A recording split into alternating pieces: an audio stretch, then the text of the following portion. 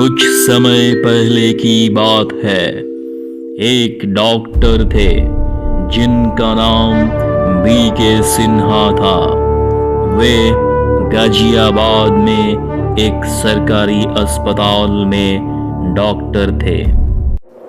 एक बार वह अस्पताल से घर आ रहे थे तो रास्ते में जोरों से बारिश होने लगी और बिजली भी चमकने लगी, लेकिन वह किसी तरह बच बचाकर घर पर आ गए। वह बहुत भीग गए थे। वह अंदर आकर बाथरूम में कपड़े बदलने गए थे कि अचानक जोर से कोई दरवाजा पीटने लगा। तब उनकी पत्नी ने दरवाजा खोला कि देखूं बाहर कौन आया है। उसने जैसे ही दरवाजा खोला तो बाहर 20 या 22 साल की लड़की खड़ी थी। वह जोर जोर से रो रही थी और बोली कि डॉक्टर साहब को बुलाओ, मेरे पिताजी की हालत बहुत खराब है, जल्दी से चलकर उन्हें देख ले, उनकी हालत बहुत गंभीर है। डॉक्टर की पत्नी ने बोला, बेटी बैठो, वह कपड़ा बदलकर यहीं पर आ रहे हैं। लड़की ने बोला, मुझे बैठने का समय नहीं है, डॉक्टर साहब को जल्दी से बुलाओ। इतने में डॉक्टर साहब शर्ट की बटन बंद करते हुए बाहर आंगन में आ गए तो लड़की ने झट से पांव पकड़ लिया और बोली, डॉक्टर साहब आप मेरे पिताजी को बचा लीजिए वरना वह मर जाएंगे। मैंने बोला कि इतनी रात में मैं घर से बाहर नहीं निकलता।